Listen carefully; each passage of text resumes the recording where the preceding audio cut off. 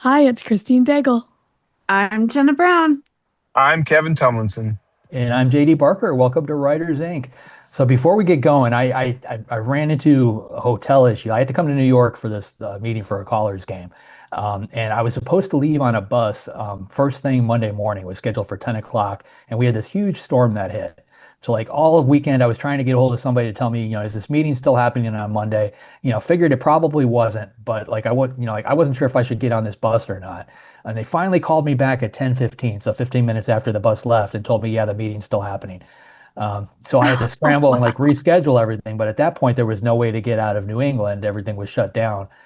So I had to take another bus coming in later. Hotels.com, like to shuffle the dates on my reservation, they basically like charged me for the full boat. So it was like another $1,300 or something silly for my hotel reservation. Like I couldn't just add a day at the end like what I needed to do. They basically made me book a brand new reservation, which sucked. And like I thought like the suckiness was over. And then last night at like 1:30 in the morning, somebody's knocking on my door at the hotel. And I open it up. It's hotel security. And this guy says, "We don't have a record of anybody being in this room. I need you to come downstairs with me and talk to the manager." Oh my Like God. it's 1 o'clock in the effing morning. So I get dressed, I go down there, I have my reservations and stuff with me, get to the manager's office, and she's like, "No, this guy is in room 3517. We needed 3515. You brought the wrong person down." So Perfect. yeah, so I got a free breakfast out of it, which was No, oh, free breakfast. yeah, And like a that neighbor made up for everything. who may be Should be a committing free night. crimes, like in the room next to you. Oh yeah, I've got no idea what kind of Don't sketchy mind stuff is that happening next person in door. 315. Yeah, don't worry. Don't look down the hall. Right. So that's how my trip is going. I'm guessing Hmm. my audio probably sucks because I don't have a It's not microphone. that bad, actually. It's pretty Oh, that good. sounds pretty good. Hopefully, I didn't jinx it. Yeah. I'm feeling your East Coast snowy pain though, because I'm here in Pennsylvania now. Yeah. Oh yeah, you're in the thick of it. I think they got Yeah. worse snow than we did. Well, and where I am right now, it's all sunny and green. But every day that we've been here, it's snowed overnight, and then usually by about 1 in the afternoon, it's like thawed out. Right now, it's all sunny Yeah. and green, but we're supposed to get like 2 feet of snow on Sunday. So I, Wow. I was able to run the robot snowblower from here in New York and just watch it on the security cameras, and it worked like a champ. So my wife didn't have to get out there and snowplow or shovel or anything. that's cool. Yeah, yeah, I hope that keeps up. So, all right, what is going on in the new? Oh, there was something we were talking about right before. We want to go into the We AI can touch author. Yeah. we can touch on it quickly. So it was just interesting. There was a post on TikTok of an author, a first post, that was like, "Hey, I'm a new author here," and just doing their intro, and it has like 1,000 likes. And it is like, I'm 99% sure this is AI, and no one is calling it out. Um, I mean, I get it. I get fooled too, by AI videos lots of times, but just looking at it, there's like his voice changes and he looks off camera in weird ways, and what he's saying doesn't make sense. And his assistant comes in, and if you focus on the shirt, it looks like it says grow and flow, but says something closer to like graw and flow. Like it's those weird Wait AI, a Oh, minute. You just you know? described like all of my videos. Yeah. Weird, looking off camera. It's all Yeah. me, man. It's just, and we were talking about this, and we're like, can you just look at this? Like, but nobody is clocking that this is AI. And this person has like 4 books published in 2 days. I mean, mm-hmm, it's mm-hmm. just, I have thoughts about this. I'm like, also, JD was looking at some of the numbers because has the access to what this person is selling, and they're not great. So I guess like the market will speak, right? People will read what they want to read, but the whole thing was just a bit unsettling. Yeah. Yeah. Yeah, well, I mean, if you dig into the free preview and start reading it, the text is horrible. But it's going to get better. That's the part that scares me. There's something similar to this going on, and I don't know if this person is actually on it's not American Idol. What's the other show? Oh, America's Got Talent. I think you America's sent it Got to us. Talent. Yeah. Yeah. Yeah. So it's a guy named Michael Bennett. And if you just, search Michael Bennett, America's Got Talent, it'll come up. Older guy, he's singing like the song is phenomenal. I'll give him credit for that. It's a really good song, got a great voice, but like the video just looks off. Like when you watch it, something seems a little screwy about it. And like when I started researching it, I learned that this guy is 100% AI. The song is 100% AI. The part I haven't figured out yet is like, is he actually on America's Got Talent as an AI, or if the whole thing is a scam? Yeah. But it's like another year and we're not going to be able to tell, and Yeah. that Yeah. makes me sad. Like I don't know what I can trust. The news was already, garbage to begin with, and now people can make fake garbage, you Yeah. know. So like Yeah. it's across the board. I don't know. Have you guys seen the video? It's Brad Pitt and Tom Cruise Oh in a yeah. Yeah. That's fight what people were losing their that was mind. made in Yeah. 30 seconds with two lines Wow. fed to the AI. To And make the matter to make it even worse, that company is owned by the same people that brought us Baby Shark.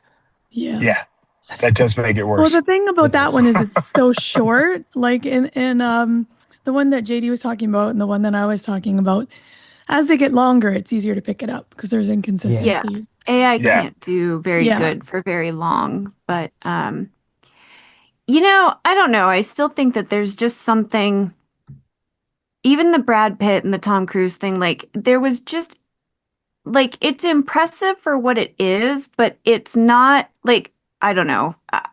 It's soulless. Like there's nothing there. Hmm. Like I don't know. It feels it's it's very strange to me because I think I'm pretty good at actually picking up AI. Like, a lot of reels and stuff are AI.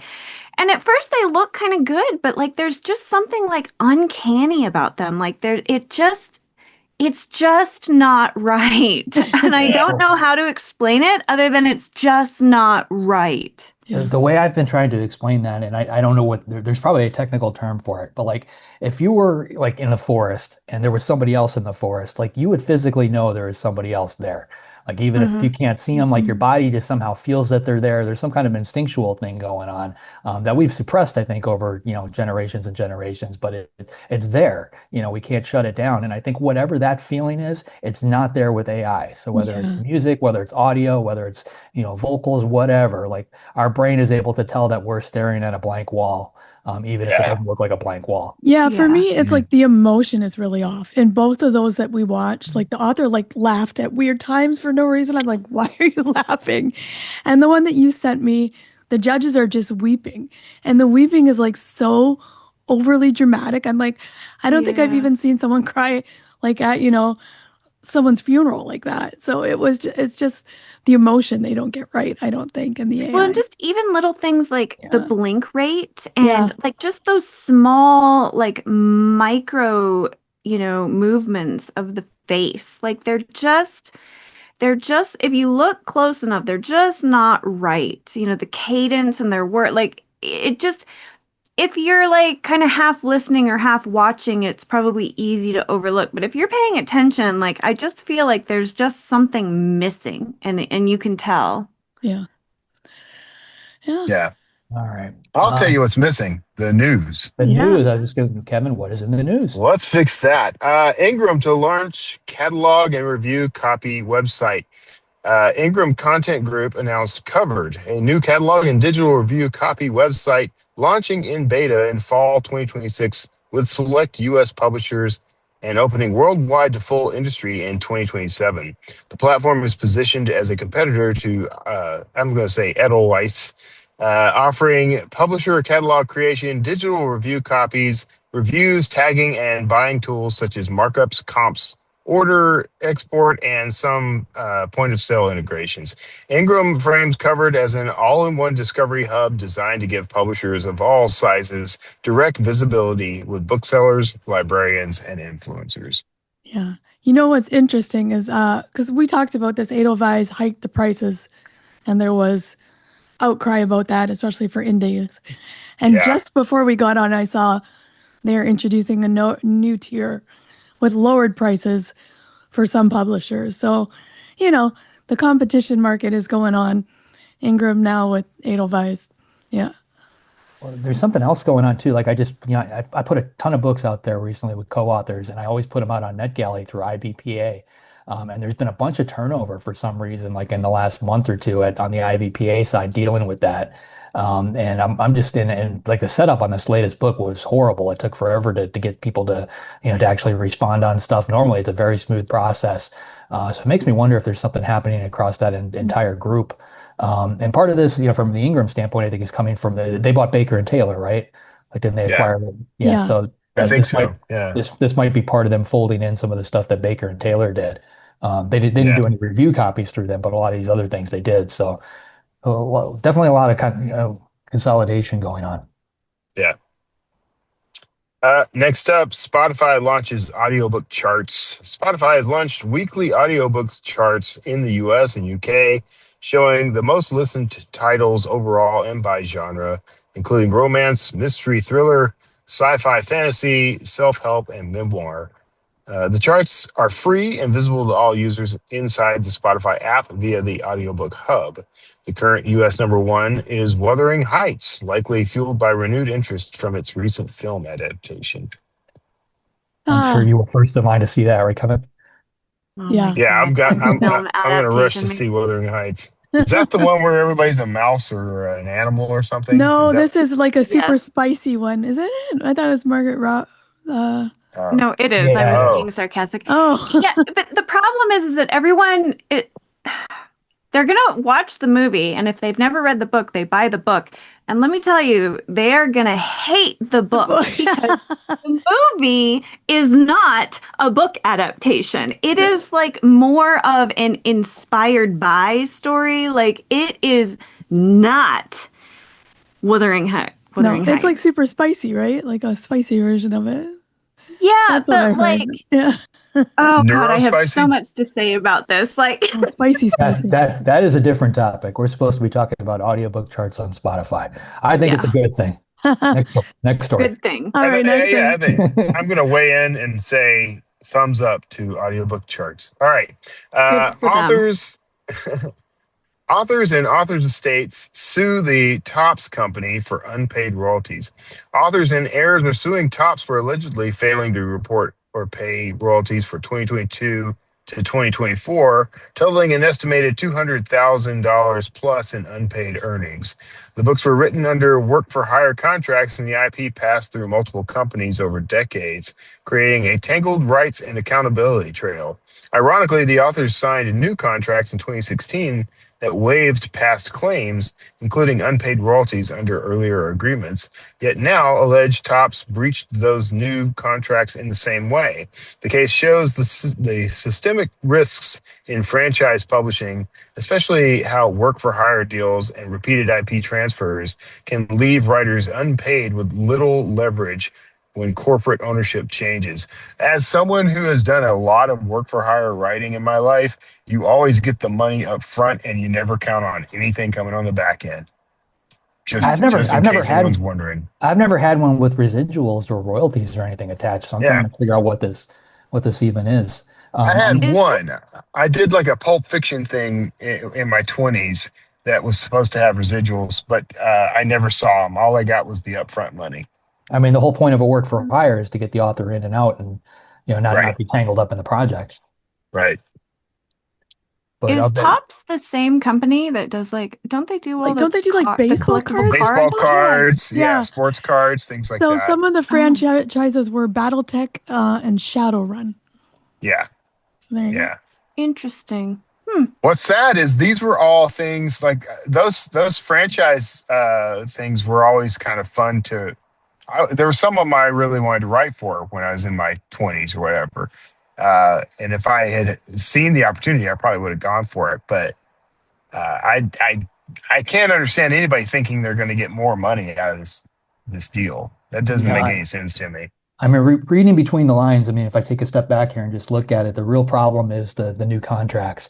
The Yeah, fact that these authors waived their claims to previous money owed to them when they signed their new contract. And I can guarantee how that happened. The company bought, company A bought company B. You get a phone call from your agent or an email saying that just happened. You need to sign this new paperwork, in order to finalize everything. And this was a clause buried on page 13 somewhere. So if nobody was looking for it, you end up signing it. And unfortunately, the authors are going to be, it's an uphill battle to try and collect money after something like that. Right. There's very little you can do though. It's always presented in a way like, if this is what you need to do in order to move forward. You're not really given a choice in the matter. Yeah. Yeah. All right.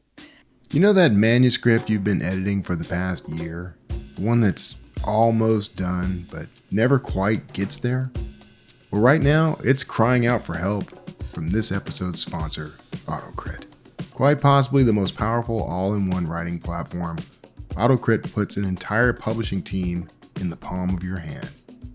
Get access to customizable automated alpha and beta readers, plus series-wide story analysis, marketing support, line editing tools that can help you catch the mistakes you miss, and even more, including exclusive craft events only for members. The value is insane, and right now you can grab lifetime access for just one payment. No monthly fees, no usage limits, no caps, no tokens. At AutoCrit, unlimited means unlimited. It's time to finish your book. Start making real progress, escape revision limbo, and publish with confidence story after story. Check out autocrit.com/JD to save 50% on lifetime membership right now.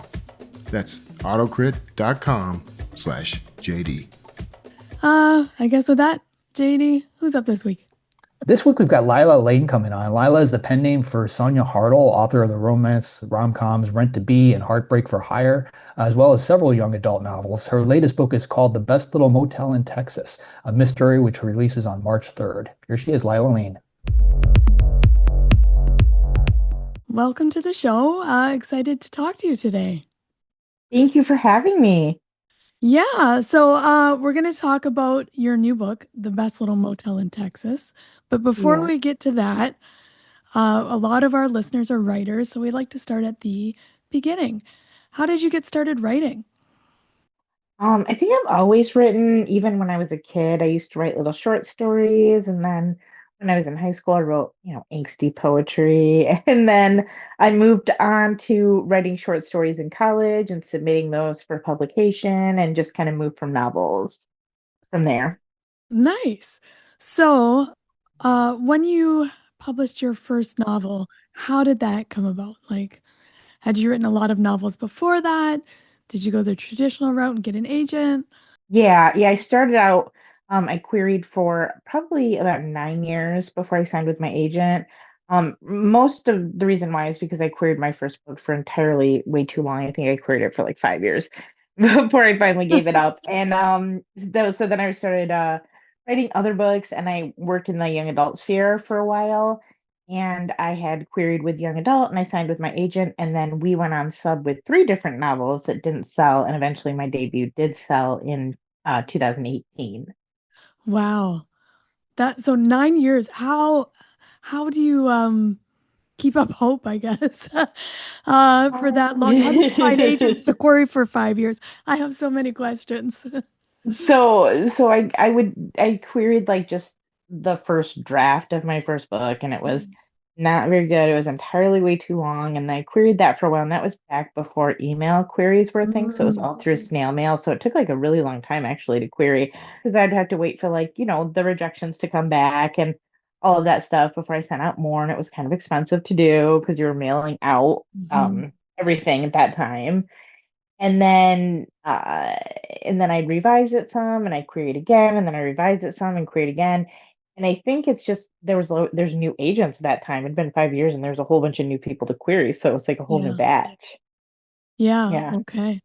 So then, what made you decide, okay, it's time to put this to rest? Just kind of lack of interest, or did you have a new idea? Or what I made think you it move had on? it just been 5 years, and I was like, you know what, this is not going anywhere. So we're just gonna set this aside and just call it a day. And Yeah. then I started writing something new, and I was like, all right, we're gonna go in a whole new direction and try out young adult for a bit. And yeah, so I did young adult for several years. I love that. So you wrote the Yeah. new thing and then you just went through the query process again, or? Yeah. Yeah.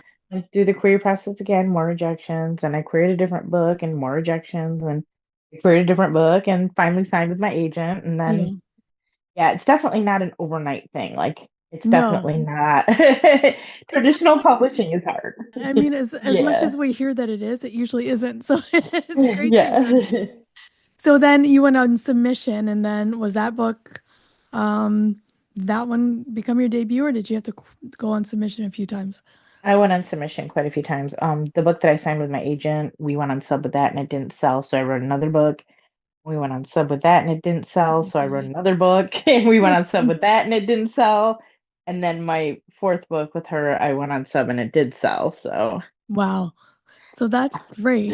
So it's not great, but I mean that's like the persistence is awesome. So what were you doing at the same time as you're writing these books? Did you have a day job, or what was the rest of your yeah, life like yeah, at night? I still work a day job. I'm definitely not a full-time writer. I think that like it would be nice maybe to be a full-time writer, but at the same time I'm like I'm not sure if that's something I want to do because I feel like it puts a lot of pressure on the Yeah. work and it makes it feel like this is something I have to do. I have to earn money and I feel like it would affect my craft Yeah. significantly. Yeah, I kind of feel the same way. I think like most authors have day jobs, and I don't know. I'm like, yeah, then it becomes work if you're doing it full time. So, Right, yeah, right. nice. I want to talk a bit about, so that's where your journey is now, and then how many books are we having published before the current book?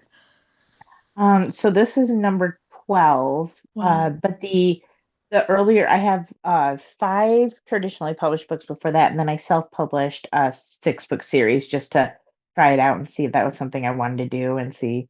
I think indie publishing is something to try and see if it works for you and see if you like it. And it's like a bonkers amount of work. And so I just don't have the stamina for it. So Yeah, it is yeah. a lot of work. It's kind of a whole other small business, right? Your own Yes.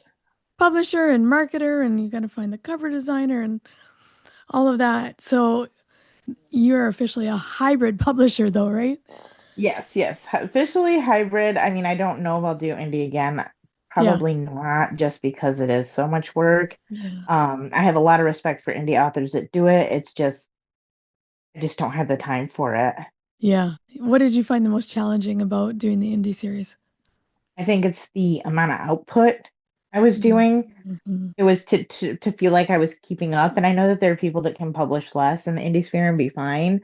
Yeah. I just felt like the amount of output that I felt like I needed to do, it was just hard for me to keep up with that and then stay on top of marketing and learning all the new different things that come out and reading to market and writing to market and all the niches that come with that. And it's a whole different thing handling the entire business yourself. Yeah. It's easy to get burnt out that way for sure. Yeah. Yeah. Yeah. All right. Well, that's quite a journey. So let's talk a little bit about the new book, The Best Little Motel in Texas, which I just wanted to read because obviously we've got a Dolly reference in there. I'm like, oh yes, I need to read this. Um, in this book, it's so much fun. It's part, romance, part murder mystery, part comedy. Why don't you talk a little bit about the inspiration and how this all came about? So this actually like came about because I was watching all of Dolly Parton's movies because I wanted to see all the movies that she'd been in. Because I had watched, like growing up, you see like movies that she was in, like Steel Magnolias, and then I watched 9 to 5, and I was like, this movie is completely bonkers. And so I was like so different than what I thought it was going to be. So I was like, I'm gonna watch, this other one, The Best Little Whorehouse in Texas. And I was absolutely charmed by it. I thought it was so funny and so irreverent, and just the chemistry that her and Burt Reynolds had was incredible. And I remember thinking as I was watching it, I was like, you know what? I bet Dolly Parton could play this role today and still have as much sparkle and charm as she does in this movie right now. And I was thinking, wouldn't that be fun if it was like they remade it, but everybody in the house was like older? And then my mind just started going from there. And I was like, well, what if it was a mystery? And, and I just started kind of just letting my mind go from there. Yeah. So definitely, it's just a lot of fun. I just want to go into the premise without spoilers. So the main character inherits this cat house full of older ladies and then gets wrapped up in a murder mystery, uh, which is just a ton of fun. And there are all kinds of, references in there to external things. Talk a little bit about your process for this book. Do you outline? Are you a pantser? How did it look putting this book all together? Um, I'm mostly a pantser. I did some plotting out just because with a mystery you kind of have to, just because you have to know, who did it and why they did it and who your suspects are and how you're going to introduce them. And so I did like some very base level plotting, but most of it was pantsing, and it was just fun. Like it was Yeah. one of these things that I wrote. I was like, nobody's going to buy this book. It is completely bonkers. I was like, but I'm going to have the most fun writing it, and I'm just going to see what happens. Yeah, it absolutely is. Bonkers is a good word, but it is Yeah. so much fun. Um, did you do any other research on Dolly for this book other than her movies? Or, there's a lot in there about um, literacy and books. And, Dolly is a big advocate of books and giving books to children. So I would love to hear about all of that. Well, that was like my like nod to her, and they're having one of the characters be like a patron of Yeah. like children's literature in the area. And I think that's something that I've always admired her for. And I think all authors have. Like all authors know how involved Dolly Parton is in literacy advocacy, especially for children, especially since I came up in the kidlit world writing young adult. Mhm. She's always been such a hero of mine. And I just wanted to do like a nod to her in a way that felt like appropriate, something that she would appreciate. Yeah. And I think she would. There's been a lot of things and a lot of changes going on in the book world, and she's really been a strong advocate for a lot of that. Yeah. Yeah. Have you met her yet? Have you had a No, chance? No. no. No? Did you send her a copy of your book? I don't know if my publisher did or not. I really hope they did, and I hope she I loves it. hope they did too. And you get something back about that. Um, so that's fantastic. Any other inspirations you want to talk about for the book, or there anything in No, general about just that? I just thought it was like, and I really like I don't know, I like the vibe of cozy mysteries because I feel like that they can be a little bit more comedic and a little bit more lighthearted, Yeah. and I feel like they're a little bit like there's some different ones coming out that are like lighter and fresher and funner, and it just felt like I don't know, it felt like a good time to like just try that genre out. So I've always loved cozy mysteries, but Yeah. like getting to like write one, it was fun. It was like this is a fun project I'm gonna do just for me. Yeah. It really does feel like with the state of things Yeah. that there are a lot of extreme books that have come out that are either very, very dark or very, very cozy. Um, yeah, so that's fun. So, um, we can cut this if needed, but is the pen name known or like open or is it Yeah. okay? Yeah, it's an open pen name. Yeah. Okay. I'm like, I will cut it if we don't know. Yeah, So, no, it's open. I just did a pen name because I was trying to like I really did a lot of different things under my yeah. Sonia Hurdle name, and I felt like I had my brain was so chaotic. Like my author brain was so chaotic. I have like young adult contemporary in there, and I have young adult paranormal, and I have rom-coms, and I'm like, I just need a clean break for this to be like, this is just cozy mysteries under this name, nothing else. Yeah. So cozy is definitely a different vibe and a different audience. So, Yeah. but definitely pen names come with their own challenges too, right? You have to Yeah. brand again and market again. Can you talk a little bit about what that's been like? It's been an absolute nightmare, honestly. I'm having severe regrets over this. I changed my Instagram over to my pen name because I'm not really promoting anything under Sonia Hartle right now. I haven't released a book under that name since 2023. So I'm like, I can just shift over my Instagram and all that stuff over to my pen name. But my website is under Sonia Hartle. So I had to like I just bought a Squarespace. It was super cheap, and I just put together my own terrible website for my Lyla Lane pen name. I was like, here's my contact, here's my book. That's really all that's gonna be on there. And then I still have a link to the book under my Sonia Hartle name. It's just or on that website too. But I don't think many people visit websites much to find stuff on authors. I usually visit like, the retailer they're buying the book from or the publisher's page. And I was like, it's fine. I'll just Yeah. put it in my link tree on my Instagram link and all of that. And I mean, I obviously got rid of Twitter because that's the bad place. And like I don't have as much social media stuff as I used to have anymore. Mhm. So yeah, it was a little bit easier, but still it was like a lot more involved than I thought it was gonna be. Yeah, I mean that's an interesting thing to kind of talk about is like now discoverability and marketing is shifting. Um, Yeah. and I don't know if anyone really knows what to make about it, like authors or traditional publishers. Is there any kind of marketing or publicity you've done for the book, or maybe anything that's been a bit different in the past, or what does that look like? I mean, when I did my indie series, I was using TikTok a lot, but I mean, with the recent merger of Yeah. Yeah. no, it's just not gonna a platform that I want to use anymore. So I don't really know. Kind of, I just use Instagram, and I'm really bad at Instagram. So I'm like, I'm just gonna have to rely on my publisher for this one and hope Yeah. for the best. Yeah, I'm trying to be better at Instagram. That was my New Year's resolution this year. Yeah. I don't know how it's going, but I'm trying. Yeah, so um is the publisher doing like what kind of things are you doing like signings or, Yeah, blog I mean, talks or yeah, yeah, like they set up a couple places, bookstores for me to go, a couple lunch places, and I'll be involved in like some upcoming things. Some of it I'm not allowed to talk about yet, but like I'll be places doing things. And my publisher's been very supportive, and thankfully they've been putting my book out there a lot. I constantly get tagged in posts about it, and I'm like, yeah. oh, good, people are reading, yay! But like, Yeah.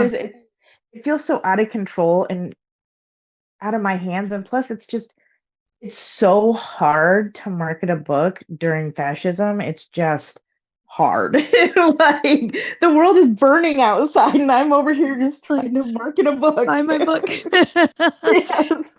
It is hard and it's something I was talking to someone that does social media and as her job. And she's like, if you need to take a break right now, lots of creators are doing that from social media, and that's okay. And I'm kind of on the fence about it because I'm like, yeah, I get it because the world is burning, but also when the world is burning, like we need books, Right, uh, right. to kind of help us grapple with things and navigate things and or escape things because we need that for our mental health too. So, it's kind of a tricky balance, which is why I think there's kind of the split between like very dark books, which are their own kind of escape, and the rising cozy. So yeah, I don't know. I don't know that I have a coherent thought about that, but that is interesting. Yeah, and books definitely are an escape, and Yeah. it's just so hard being like, care about this when it's hard for me to care about, you know what I mean, things that are outside of what's happening in the world right now. It's like, you know what I mean? My attention is so focused on what's happening in the world right now. It's hard to be like, oh yes, and I have this book. Yeah. Please buy it. Yeah. It's hard. It's just hard to find that balance. Yeah, but your book is actually, has some interesting things thematically, and I don't know how deep we want to go into this, but with the book bans and um, things that have been happening in, the America, you do talk about that a bit in your book, and the importance of not having censorship in literature. Yes. And Yeah, I think that accessibility to reading is huge and crucial. I mean, it's what develops our critical thinking skills. It's what develops our education. It's what develops our media literacy. So things like this that are happening don't happen quite as easily in the future. yeah, It's when you take books out of the hands of children, you're taking information away from them. You're taking discoverability away from them, and it's always an issue that's going to be top of mind for me. And especially if I'm going to have a main character that's a librarian, how am I not going to mention book bannings in that? yeah, Like it would be like the ostrich putting their head in the sand and being like, this doesn't exist when this is very much a part of their reality, yeah, especially in very red states like Texas and Florida and places like that that are dealing with like this barrage of like pushback on everything that they're trying to do and everything they stand for. yeah, yeah. And we've talked about this on the show a lot. Like, I don't know. I'm gonna try. I'm gonna leave it there because that's a whole other podcast. So, so yeah. So now, how do you like focus on writing and keep yourself writing and putting out work, or have you had to take a break? I'm basically I think I'm struggling right now. I think everybody's struggling right now. I mean I know I have to turn in like um proposal for book 2 soon, and I Yeah. haven't even outlined it yet, and I'm just, you know what I mean? It's Yeah. like it's hard. And I know that people say that like times that are struggling do produce great art, but it's like I don't think people realize how very hard it is to create in those spaces when your mind is constantly pulled to something else that you feel like is a larger thing that you need to be focusing on. Yeah. It's just hard. It's very It, hard right now. it is hard. Has there been anything that's been helpful for you to do, like for your mental health to keep producing, or for your mental health to take a break and like tell yourself that's okay?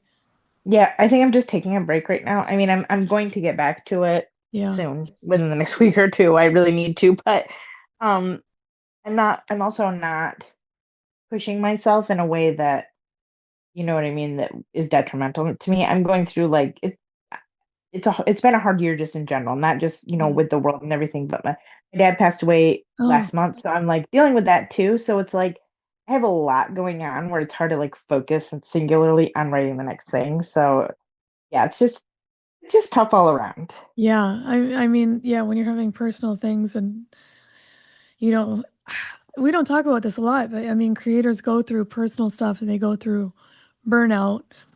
And, Yeah. whether you're an indie and you are reliant on producing creative work and art for money, or you're traditionally published and you have deadlines, it's difficult. Yeah. And I just what I do is my main thing is that I sit down and I'm like, okay, this is like my space where I get to kind of take a break from that. Like this is my mental space where I get to like, you know what I mean?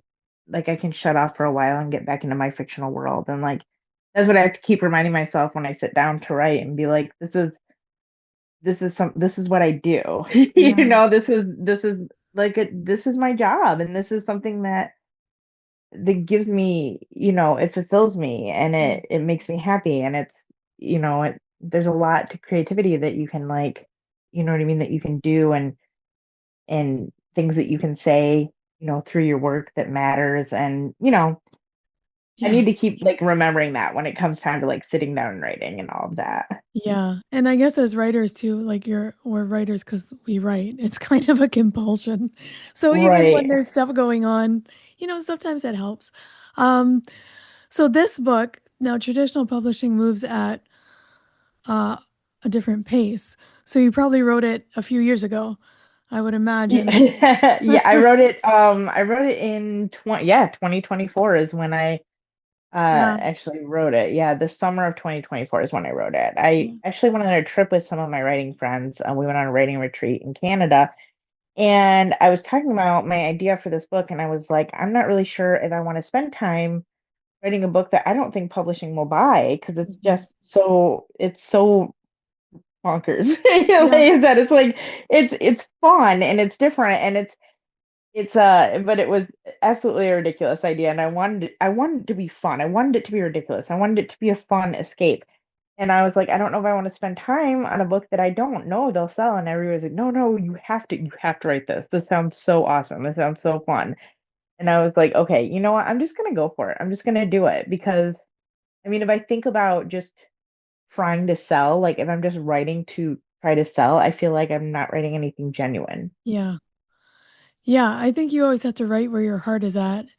And I Yeah, also yeah. think it's just kind of nice that maybe you're in a lighter place then, and now the book is coming out, and we all need to be in a lighter place. So, Yeah, it's very good timing in that respect. So, yeah. yeah. So, and you have to come up with a book too. And is it going to be a book two in this series? Is that what we're? Yes. Yeah. That's what I'm hoping. Yeah. Now I have to write something fun and light when maybe we're not in a fun and light place. Yeah, but it's also like for me, it's like a way to escape the dark. For Like sure. I'm someone that has always used like humor, you know what I mean, as a pick me up or coping mechanism, as people do. And so the fact that I'll be escaping into humor, it's almost like easier for me right now because I'm like, okay, this is where I kind of shut off the dark brain and turn on, you know what I mean, just that escapism. Yeah, that's nice. So for book two, I don't know if there's anything you can talk about it at all. Are we going to be kind of in the same territory? Is there going to be more romance maybe in the second book, or what are we in Yes. for? See, this is my first time writing an official slow burn, and I really wanted this romance in the book to be a slow burn, like Yeah, over several books. And so there's not even a kiss in this book because I wanted it to be like I wanted to really build that anticipation and I wanted to be over many books and not happen right away. So, yes, there will be more romance, but I'm not sure how much because I want it to be like a balancing act. yeah. Definitely the romantic aspect in this book was fun, you know, because I'm trying to wrap my head around it because we see the romantic interest early and I'm like, oh, it's going to be a romance. But it's kind of like an almost romance of comedic errors. Yes. So maybe we'll have some more in the second book. And you're planning a third book as well? Are you planning a trilogy? I'm hoping it will be a 3 book series. I would love it to go beyond that, honestly, if Yeah, I could, but for now I do have 3 full ideas of what I want to do. So it would at least have a full 3 book arc. And if I was able to take it to a fourth book after that or fifth, that would be amazing. yeah. But I do right now at this point solidly have 3 books in mind for this, and there that would complete the romance arc as well. Fantastic. So that'll keep you busy for a few years. Yes. And is there anything you've done a lot, anything that interests you in exploring maybe like in the future in another genre or something that might be piquing your interest? Yeah, oh yeah, I think I'd love to try my hand at horror. I Ooh, mean, I have been reading a lot of horror lately, and it's such a different tone and vibe from what I'm currently doing. I love having that balancing of both light and dark. And I just really love what women in horror are doing lately. It's just been yeah. incredible. They've been releasing some incredible books, and I'm just like, man, this space is really just putting out some books that are just amazing. Yeah. And I would love to dip my toe in that and give it a try. Yeah, horror is really fun. So that's fantastic. I hope you do it and I hope I get to read it. So, just as we're wrapping up, we have one question that we like to ask everyone. If you could offer one piece of advice to newer or aspiring authors, what would it be? I would say the one piece of advice I would say is like just don't compare yourself to other people. Don't put too much pressure on yourself to reach certain milestones by certain ages or certain time frames because everybody gets where they need to be eventually and you get to be exactly where you're supposed to be. So just meet your career where it's at and enjoy the journey while you're on it because the bar is always going to be moving. Okay, so Lila was inspired by a Dolly Parton movie. You could write a new Who spin on any isn't? movie. What? Yeah, who Who isn't? isn't? I'm just wondering if you could write a new spin on any movie, which movie would you want to do? What would you pick? I'd Oh. probably pick Flatliners, but That's a good you, choice. you didn't ask her about the rights issues, right? Like unless I missed it, I had to step out for a minute while I was Yeah, no, listening. I But didn't. yeah, I'm curious how she was able to get the rights to actually do this, or if she did. I mean, I think because it is so far removed from it, like it's different characters, it's a different plot line. It's like okay, inspired by, but not actually like in the IP. So I Mhm. don't, I would imagine she didn't have to deal with any of that. So because I could see Dolly Parton making this. yeah, Yeah, Like, even today, like she'd probably be all over a sequel. That was a great movie. yeah. I could see her that playing a different part in this movie, which would be awesome. Yeah. so a fun fact about that movie is it was based on a real world event, and one of the guys heavily involved was Marvin Zindler, who was in my local ABC market. He was the guy that always found slime in the ice machines. Uh, so this was something that was a big deal when I was a kid. I wrote a short story in school called the best little haunted house in Texas, and I got in trouble for it because of the connotations of the title. Yeah. Oh, wow. So There's probably a lot of movies that I could see sort of like playing with and having fun with and coming up with stories like that are inspired by or similar to. I don't know yeah. if there'd be just one. I have a few that come to mind.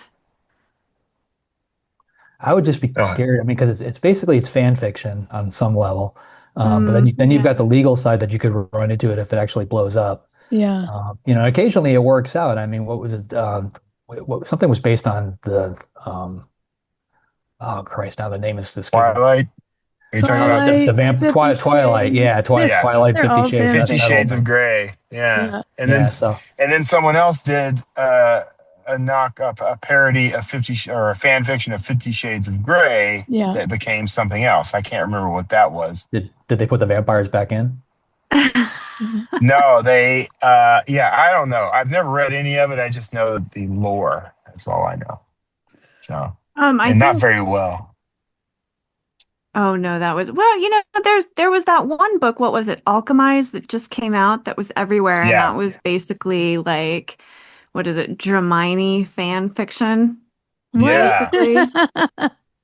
I mean, Yeah. I'm just bringing it up because on the Flatliners thing, I mean, Christine's seen some of this, and you guys have heard parts of it, but like there's a lot of legal loopholes that you've got to jump through, or legal, things that you've got to deal with. It's not as smooth as just writing it. And like writing a book is a huge endeavor, Yeah. So I think you want to square away your rights ahead of time just to make sure you can actually do it before you put pen to paper, because you don't want to spend 4 to 6 months putting something down that nobody's ever going to see, Yeah. I have Yeah. learned a or lot of worse, somebody things. sees it and it gets you in trouble. I've learned a lot of things I didn't want to learn, but now I know. So there you Yeah. go. Um, Yeah. yeah, so Lila queried her first book for almost 5 years. Like, how do you know when it's time to move on? We're always like, believe in Well, yourself, but when That do you is like, I such also have to move when on? the pulse has stopped, the querying goes with it. That's my rule. Once what the heart stops beating, Well, that's not fair. You've got a pacemaker. You can do that anytime that's you want. right. I keep going. Log into the Change app. my batteries every few years, and I'm good to go. I think Patterson still has the record here, though, right? He went 17 years. Mm. He sold the first book, won an Edgar for it, and then went 17 years before he got another publishing deal on a second book. Was That's he a querying the long same time. book though? She queried the same book for 5 years. I'm like, that is That's some true. No, determination. he was querying different books. Yeah. Yeah, you know, but I don't know. I've heard authors like, say that they've done that, 4 years, Successfully too. seven Yeah. years, 10 years. Um, I I, can see that happening. I mean, because you're working the day job probably, so Yeah, this is just something you're doing on the side anyway. So you're kicking out a couple queries here or there, a few a month, a few a right. week or whatever, and time goes by. Yeah. It's yeah. yeah, Elizabeth Gilbert. She wrote Eat, Pray, Love, but she in her book Big Magic, she talked about a manuscript that she kept submitting, and she said that she got a rejection letter from an agent, said this just isn't right for me, and then she waited a year and sent that same manuscript unedited, unchanged, back to that same agent, and the agent loved it. Hmm. And her theory is that upon seeing it a second time, there was a recognition Hmm. that the agent read as finding it favorable. So just throwing that out there Well, for the Yeah. people in the querying world. timing does matter. And sometimes, like, you do get feedback from agents and you change the book. And so sometimes, like, I guess like it makes sense to me that you can query it for 5 years or 10 years, because if the book changes, the second or third time that you send it out, your rounds of querying, it could be almost a new book. Um, so now you're kind of resetting that query clock, even though it's the same book. I don't know. Querying is weird and hard. Yep. Yeah. I had a question, but JD, you might be the only one that can answer this. How do you decide which books you're going to publish yourself and which to go trad with, once you're an established trad author? Well, every book that I put out, I just kind of look and see like, what is going to be the best way to get this particular one out and who's going to make the most noise with it. And can somebody put it out in a way different from, something else? So like, a lot of the trad stuff, they'll get into the big box stores. Like that was always very important to me. For me now with the Simon and Schuster thing, it's very different because I can do all of that. But as an indie author, I think you want to weigh the two things because you honestly make more money as an indie author. You get 70 Yeah. cents on the dollar roughly versus 15 to 20 cents on the dollar on the trad side. They'll hand you a nice big advance check, but you've got to sell a lot of books to pay that back, and you're paying it back in these small amounts. But as an indie author, you're going to get the books into certain places, and as a trad publisher, they're going to get it into different places. So it's good to mix it up. If anything, you can just go back and forth. One indie, one trad, one indie, one trad. Something like that. But for me, it's always been about casting the widest net. Yeah. Yeah. Yeah. I think the approach I'm kind of leaning in on now is to write things, get it in front of people, see if it gains traction, and if it seems like no one's interested after, I'm setting arbitrary timelines at this point, but like if it's a year later and it still hasn't gotten picked up, then I'll go ahead and self-publish it. But I'm starting to write more stuff specifically for self-publishing again right now, just because I kind of need money. So yeah, that makes sense. Yeah. I did like how she talked about like her my words just left me, but like her, I guess, tolerance for and recognizing, the difference between workload in indie publishing versus traditional publishing, because I do think that is important. You kind of have to know yourself and like what is actually reasonable for you to do. Yeah. Because it is a whole different ballgame, I think, especially if you're new, like if you don't have years of experience with traditional publishing or indie publishing, like it might not be what you think. So definitely taking the time to figure out your own personal tolerance levels for each, I think is really important. Yeah. She Yeah. just kind of figured out that fast producing was not something she could tolerate. So that's valid. Yeah. Mm-hmm. Great. Yeah, that is a good point, by the way. And I was just talking about that in a video this morning. That I actually think that the benefit of rapid release has disappeared with AI kind of becoming a thing. Mm-hmm. But it's also just kind of it's a quick route to burnout. I think it's a good way to build momentum at the beginning of a career, but as a long-term strategy, rapid release isn't really the thing anymore. So feel free to write in and yell at me, everyone No, listening. I think I agree with that. So, okay. With that, JD, who's up next week? Next week, we've got Kat Rosenfield coming on. She's a former reporter for MTV News and current columnist for the Free Press, Boston Globe, Vulture, Wired, and many others. When she's not writing for magazines, she's writing novels, including No One Will Miss Her. Her latest title has been described as Wild Meets the Wife Between Us. It's called How to Survive in the Woods and releases March 10th. Great. If you'd like to be notified as soon as new episodes publish, make sure you go to writersincpodcast.com and sign up now. We'll see you next episode and have a great week of writing. Thanks for listening to this episode of Writers Inc. Access the show notes and leave a comment at writersincpodcast.com.